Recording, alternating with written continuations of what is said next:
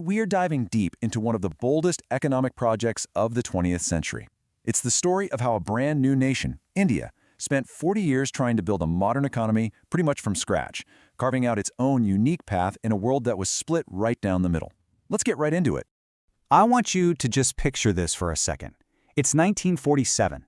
After 200 years of colonial rule, you're finally in charge of your own country's destiny. But here's the catch. The economy is completely stagnant, agriculture is in total shambles, and industry, it barely even exists. So this was the monumental question staring India's first leaders right in the face. Where do you even begin?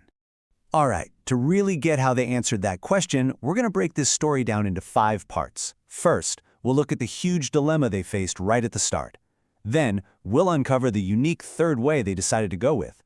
After that, we'll see how they tackled the massive challenges in farming and in building factories from the ground up. And to wrap it all up, we'll grade this great 40-year experiment. So first things first, the fundamental choice. The Cold War was raging, splitting the world into 2 camps. India had to figure out which economic playbook were they going to follow. You see, every single society has to answer 3 basic questions. What stuff gets made, how does it get made, and who gets to have it? And the 2 big ideologies of the day had totally different answers. In capitalism, it's all about the market. Profit drives everything. In socialism, the government makes those calls, deciding what society needs, with the state owning and controlling pretty much everything.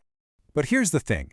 India's first Prime Minister, Jawaharlal Nehru, looked at a purely capitalist system and thought, no way. He believed a system driven only by who has money to buy things would leave the vast majority of poor Indians completely behind. Now, he liked some socialist ideas, but he definitely didn't want the total state control you saw in the Soviet Union. So, what was the solution? And this is where India got creative. It chose a third path, a unique blend of ideas, really, tailor-made for its own set of challenges. They called it a mixed economy. And the idea was actually pretty simple, but really powerful. You let the market do its thing, but you also have a strong public sector run by the government that provides the essential stuff and kind of steers the ship. And this is key, you do it all within a democracy. So how exactly does the government steer this massive economic ship? Well, the answer was planning. In 1950, they set up the Planning Commission, and that kicked off the whole era of the 5-year plans. It was a concept they borrowed from the Soviets, but they adapted it for India's own mixed economy. And every single one of these plans was built around 4 big goals. First, growth. You can think of that as just making the whole economic cake bigger. Then, modernization, and not just with new tech, but also in how people think. Third, self-reliance, because they didn't want to be dependent on other countries. And finally, equity, to make sure that bigger cake was sliced up fairly so everyone got a piece.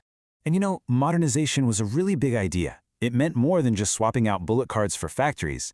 It was also about a deep change in the social outlook, things like recognizing that women should have the exact same rights as men and encouraging them to be a huge part of building this new nation. Okay, so they had a plan. Where'd they start? They started with agriculture. I mean, it made sense. At independence, farming was the absolute backbone of the economy. Almost 75% of the entire population worked in it. The very first job was to fix a broken system through land reform. For centuries, you had these intermediaries, these zamindars, who would collect rent from farmers but did absolutely nothing to make the land better. So the government got rid of them. This put the actual farmers, the people tilling the land, directly in touch with the state. They also brought in land ceilings, which basically limited how much land any one person could own to try and spread it out more fairly. But the next problem was even more pressing: food. Farm productivity was so incredibly low that India had to import food just to feed its people, especially from the United States. They called it a ship-to-mouth existence, and it made the country really, really vulnerable. Something had to change, and fast. And this cartoon just captures that turning point perfectly. The solution was the Green Revolution. You see the Indian farmer, proud, with a huge harvest and a new tractor, basically telling a foreign aid guy, thanks, but no thanks, we've got this. India was finally on the path to feeding itself. So how'd they do it? Well, it was a whole package deal. You had these new high-yielding variety seeds, or HYV seeds, for wheat and rice. But for them to work, you needed the right mix of chemical fertilizers, pesticides, and, crucially, a reliable supply of water. When you put all those pieces together, the results were just mind-blowing. All right, so agriculture was getting a massive overhaul. The next great frontier was industry. The dream was to build a modern, diverse industrial base literally from the ground up. The state decided it had to take the lead here. And why? Well, think about it. Back then, private business owners just didn't have the kind of massive cash you'd need for huge projects like steel plants. And the market of buyers wasn't big enough to make that kind of risk worthwhile. So the government stepped in and took control of the commanding heights, the most critical industries for the whole economy. So what about the private businesses that did exist? Well, they were controlled through this super complicated system of permits that became known as the license Raj. I mean, you needed a government license for pretty much everything. Want to start a business? Get a license. Want to make more of your product? You need another license. Heck, want to make a new type of product? You guessed it, another license.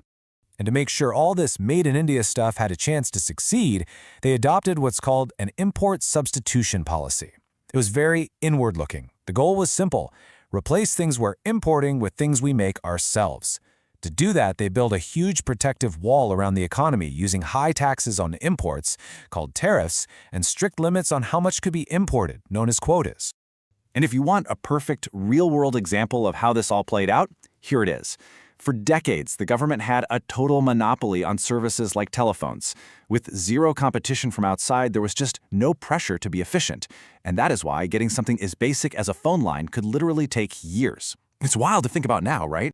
So, after 40 years of this grand experiment, what was the final verdict? How did it all shake out?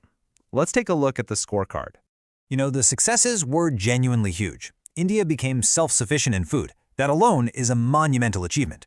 The industrial base was way more diverse than in 1947, and they got rid of that old exploitative zamdadari system. But the other side of the report card tells a different story. Many of those big state-run companies were just inefficient. The license Raj was strangling new businesses.